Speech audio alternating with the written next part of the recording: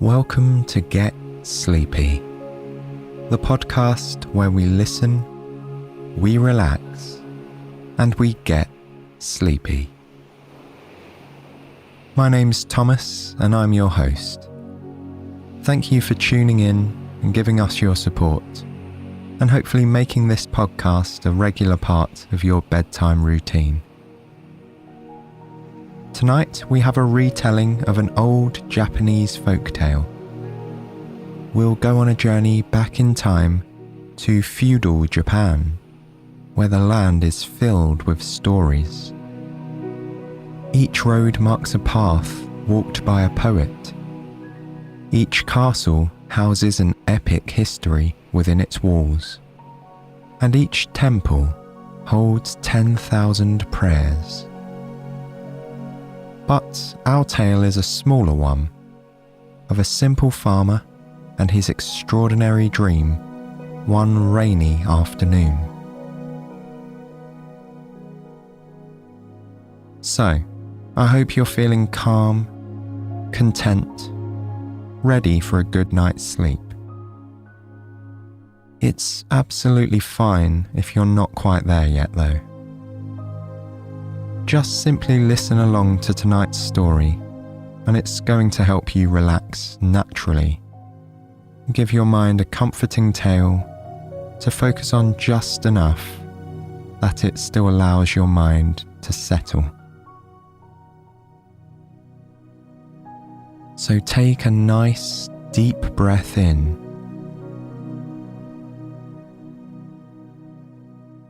and back out. Just feeling the weight of your body sink a little further into the bed.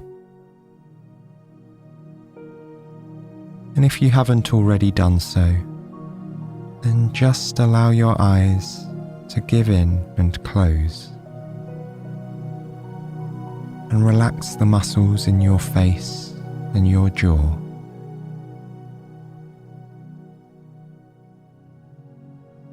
And as you just watch the darkness behind your eyelids, I'd like you to picture a butterfly.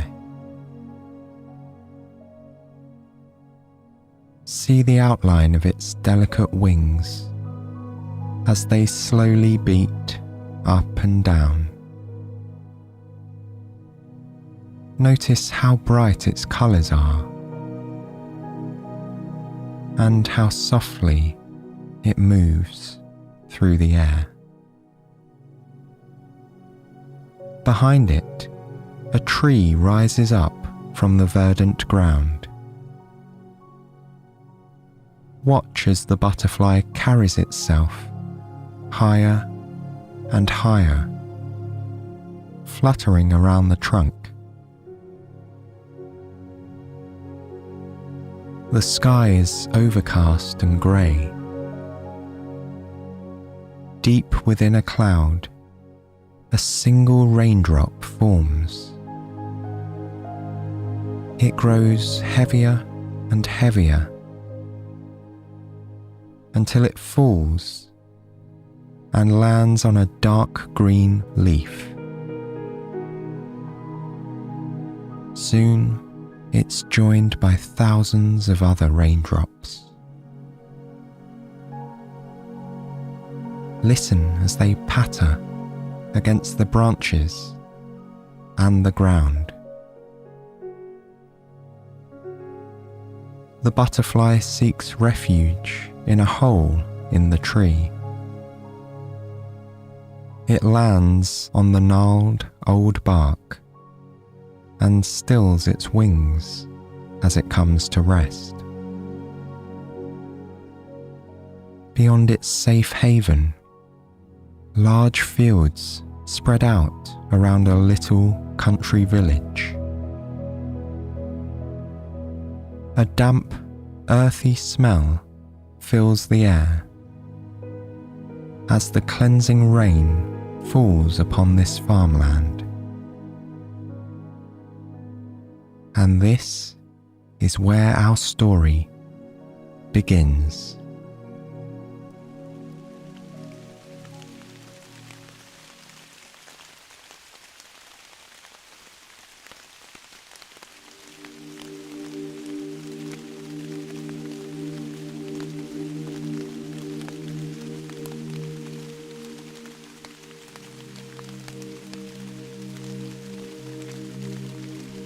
Akinosuke was a simple farmer who worked hard in the fields outside his village in Japan. One afternoon, a rain shower drove him and the other farmers to abandon their work for a few hours. Laughing, they ran beneath the wide boughs of a giant cedar tree in search of shelter. Once they were safe and dry, Akinosuke and the others decided to make the most of the situation and take an early lunch. As raindrops pattered gently on the canopy above their heads, they ate and drank and allowed themselves to fall into the kind of drifting small talk that comes so easily for old friends. While Akinosuke was enjoying his food, a small butterfly fluttered in from the rain and landed on his knee. He was about to swat it away, but an old farmer stopped him. The butterfly is a symbol of the human soul, the old farmer explained. When people sleep, their souls travel the world as butterflies, creating dreams. It was a curious suggestion, Akinosuke thought. He wasn't sure he believed it, but he left the butterfly alone. A few minutes later, he looked back down and saw it had already flown away. Soon, Akinosuke's stomach was full of warm soup and sticky rice, and he was feeling very content.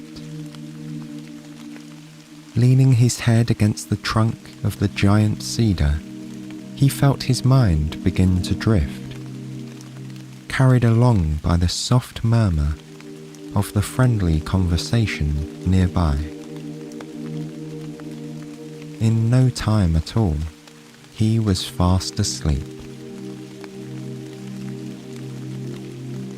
After a short while, he found himself coming back to wakefulness. He thought about how nice it was to sleep beneath a tree and awaken to the fresh scent of cedar wafting in the breeze. But as Akinosuke lay against the soft bark, he realized something was different. He could no longer hear his friends talking and laughing. He opened his eyes and found he was now sitting alone among the thick roots of the massive cedar. There was no one else nearby. The only sound was the dripping of rain falling from leaf to leaf. Akinosuke assumed his friends had merely returned to work, leaving him to wake up from his nap in his own time. But he couldn't see them anywhere. The rain was now accompanied by a light fog that made it hard to see far into the distance. With every moment that passed, the fog seemed to be growing thicker. Akinosuke peered into it. From the place where the fog was most dense, he could just make out some human figures walking towards him. It appeared to be a large group. As they drew closer, it became clear that these were not his friends from earlier in the day, for farmers had never worn such luxurious silks, or used golden hairpins, or walked on such ornately designed sandals.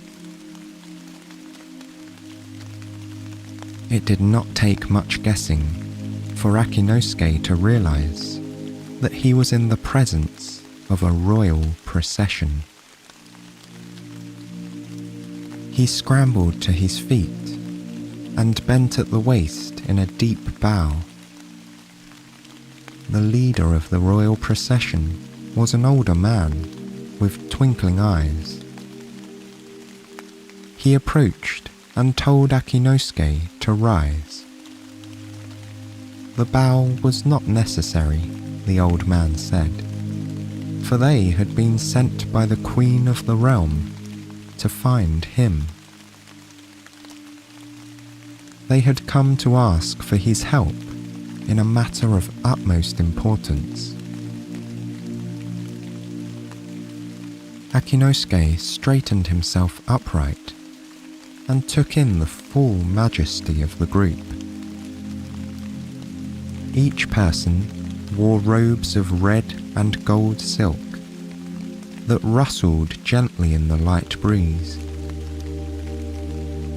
Each had hair that was raven black and done up in a variety of intricate styles. The air around them was scented with the finest perfumes Akinosuke had ever smelled. With every breath, his nose was filled with the complex aroma. He could make out spices like cinnamon, cloves, and cardamom. Sweet flowers like hibiscus, lilac, and jasmine, and citrus fruits like orange and pomegranate. It almost seemed as if the heavenly aroma followed the procession like a cloud, alerting everyone around to the presence of royalty. Akinosuke had no idea what such an auspicious group would need from him. They must be mistaken, he said, as he was nothing but a simple farmer. But if they had come this far to find him, then he would be honoured to provide them with whatever he could. The old man smiled warmly and said he was certain Akinosuke was the person they were looking for.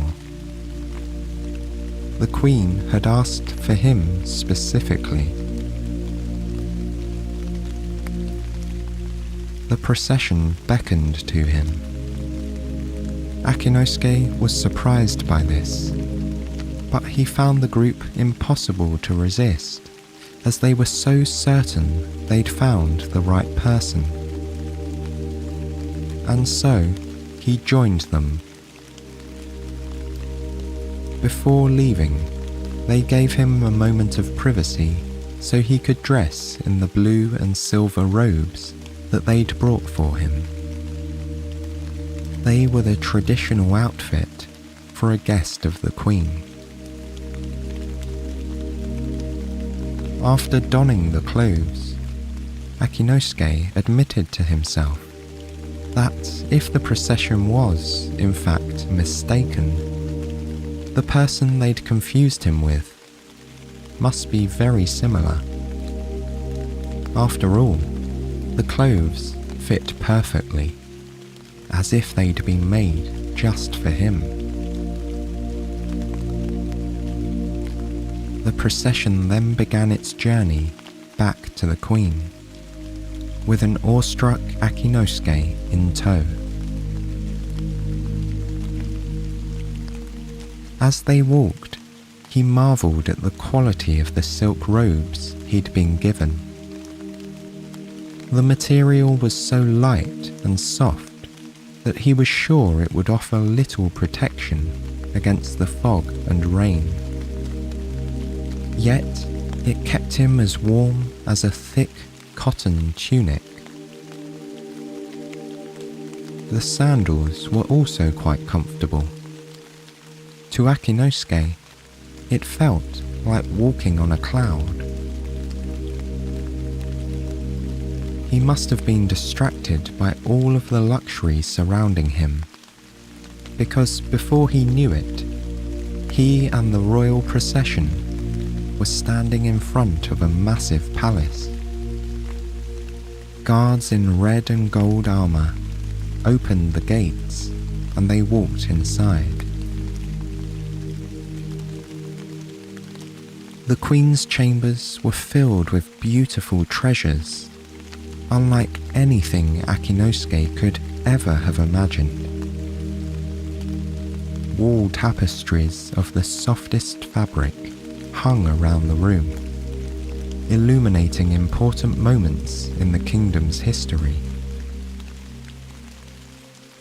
Every inch of the floor was covered in fluffy rugs, or furs, or gorgeous bamboo mats of the highest quality. Above his head, the ceiling of the chamber was dotted with delicate glass windows. Akinosuke imagined laying on his back on one of the rugs at dusk, watching as the stars began to shine through the windows, one by one. The Queen wore robes of the purest, most beautiful cream-coloured fabric Akinosuke had ever seen. His own silks shone as they reflected the light from lanterns hung around the chamber. But the Queen's robes seemed to emit a light all of their own. They were embroidered with crimson threads, illustrating a clutch of small, round, lychee fruits. The luscious designs were so true to life that Akinosuke found his mouth watering at the sight of them. Then, the Queen began to speak. Her voice was soft, but it carried the weight of her authority. Even though she barely spoke above a whisper, the people in the silent chamber could hear her every word. She explained that they had been watching Akinosuke for some time and found his farming skills beyond reproach. He was exactly the sort of person she needed to help revitalize a particular part of her domain.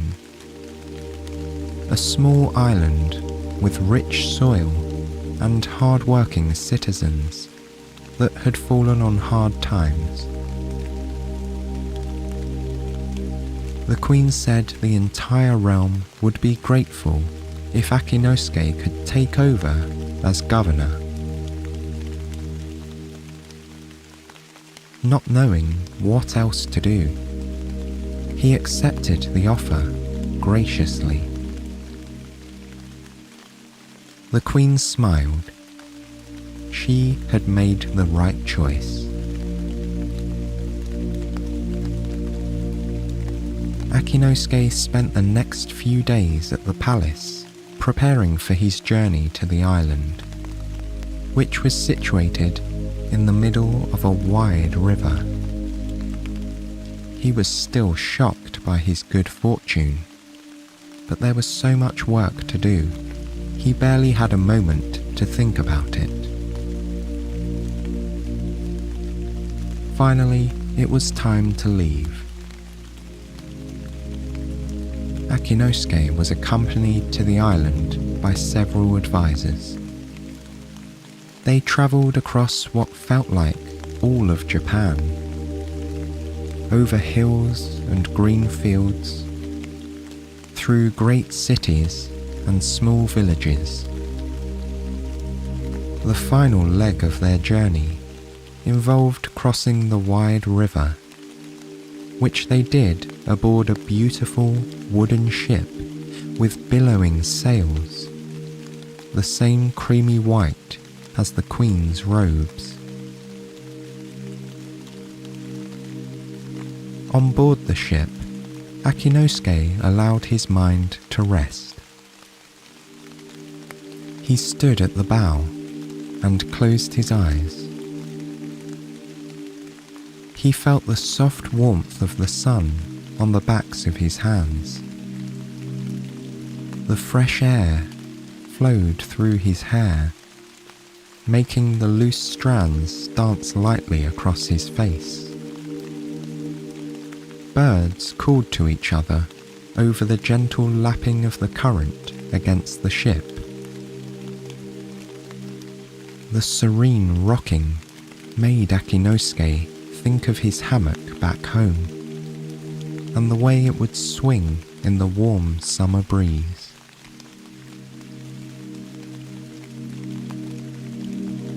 Soon the island came into view, and the boat manoeuvred toward the dock. As soon as Akinosuke stepped onto the land, he knew the queen had been telling the truth about the fertile soil. The earth beneath his feet was springy and moist. Tall, lush grasses covered every square inch of the island, and beautiful trees towered over the territory, providing cool shade from the sun. The advisors led him to the governor's estate, where he would live and work during his stay. As they walked toward the house, the advisors apologized for how small it must seem compared to the Queen's palace. But Akinosuke, who had never lived anywhere larger than his family home on the farm, couldn't believe his eyes. The estate was smaller than the Queen's, it was true, but it featured many rooms filled with luxurious comforts, like overstuffed chairs, soft rugs, and a large feather bed. Akinosuke knew he would be very happy here, and he was right. At first, he was a little overwhelmed by his responsibilities, but over the course of his first year on the island, he was able to learn about the people and their lives. Together, they collaborated to produce the first great harvest in over a decade. To celebrate, Akinosuke hosted a grand feast for every single one of his citizens. In this way, time passed by. He spent the next 15 years as governor of the island, slowly helping to turn it into a paradise for all its people. The woods, which grew wild, were tamed and carefully pruned into orchards that produced the sweetest plums, cherries, and pears in all of Japan. The farms, once neglected, now made more rice and grain annually than the island could consume in a decade. Akinosuke made sure to send the extra food back across the river, so the bounty could be shared with the entire kingdom. As governor, Akinosuke was beloved by the citizens of the island. He settled disputes with care and good humour. He planned wonderful feasts for births, marriages, and other happy occasions. And he even found time to work in the fields, doing the thing he'd always been best at, farming. Then, one day, the Queen sent a messenger to the island.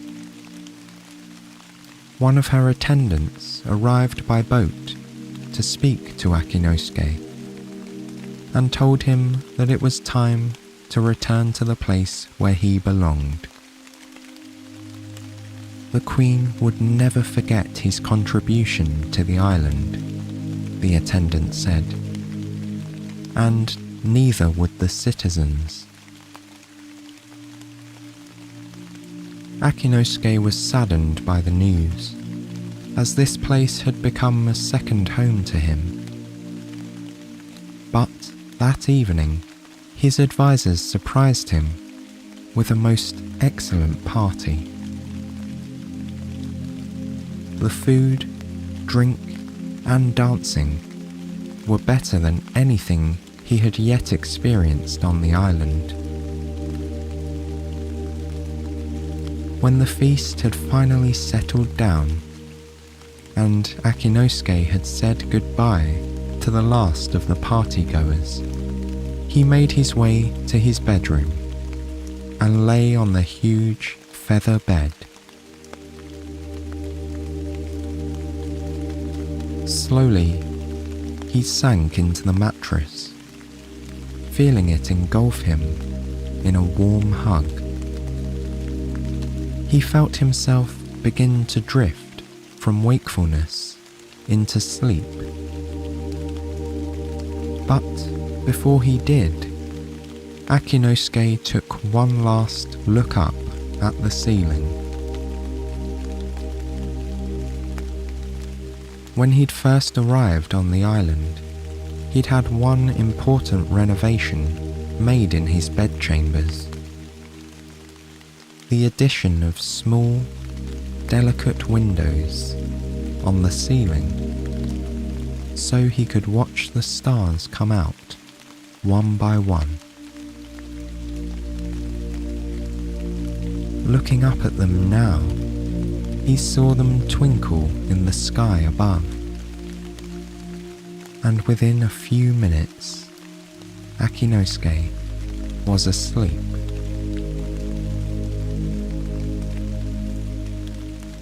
The next morning, the Queen's attendant led him to the dock where the boat sat silently on the water, ready to carry them back to the mainland.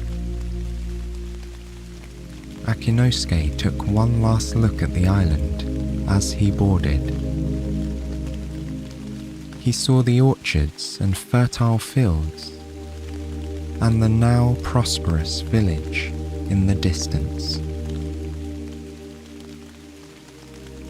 Then the boat pulled up its anchor, ready to embark on its journey. As they left the dock, a fog began to roll in across the water. It was thick, but unlike normal fog, it wasn't cool to the touch.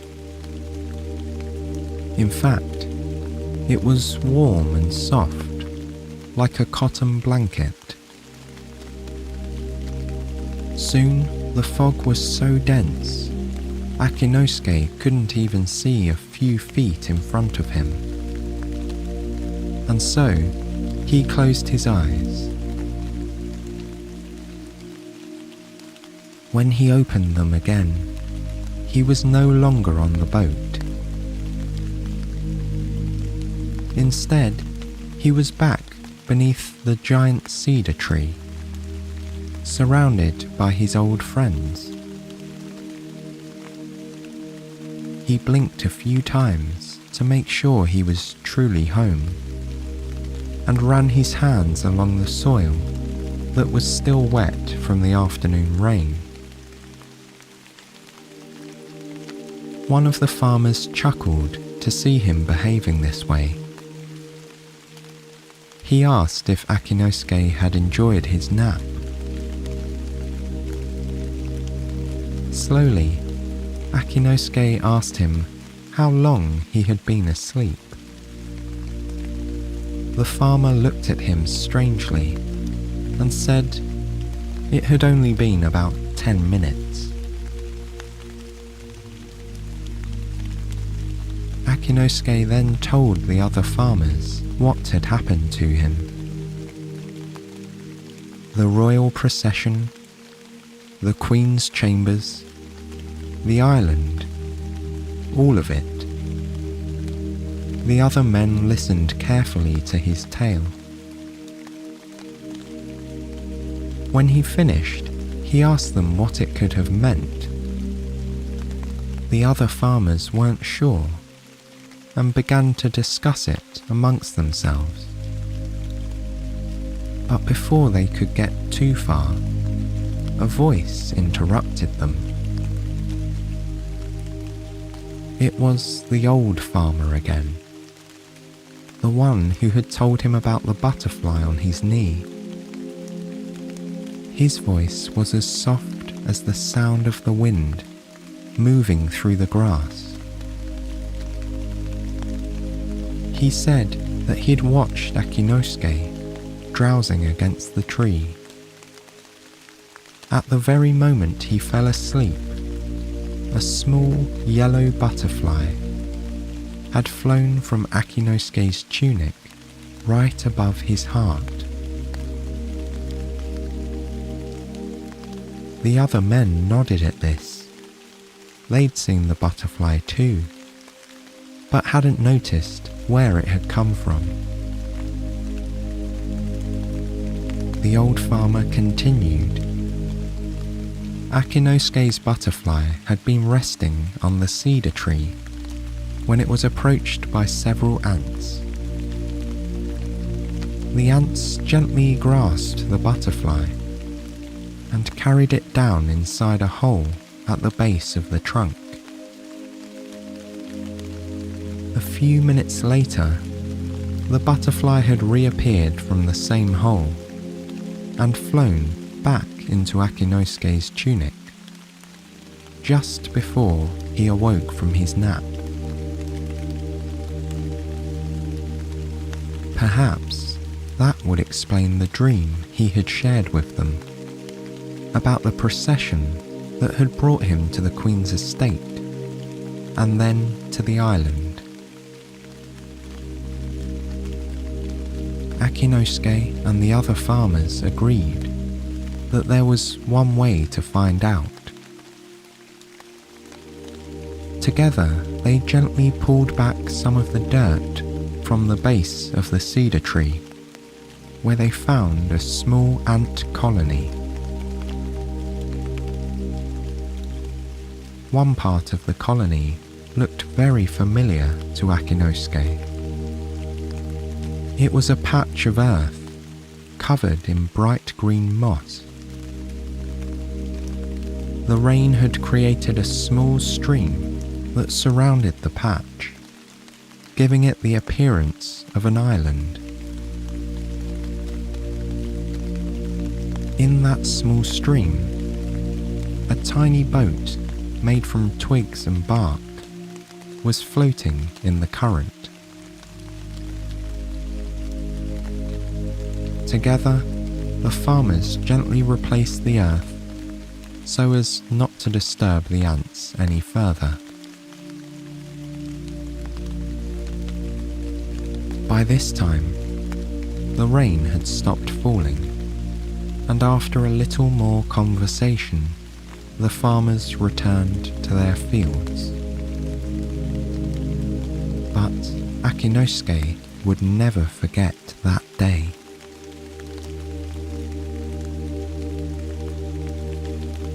For the rest of his life, he would think fondly of his time as the governor of the island. And each day, as he ploughed and sowed and reaped from his fields, he would feel the warmth on his back and remember his silk robes. Each bite of fruit would be just a little sweeter as he recalled the harvest feasts, and every breeze would carry the faint smell of the vast river that surrounded his island home. And it goes without saying that before Akinosuke left the cedar tree after his nap that day, he set one half of his unfinished lunch at its trunk, near the entrance to the ant colony. One final gift to his hosts and friends for a wonderful adventure and dream.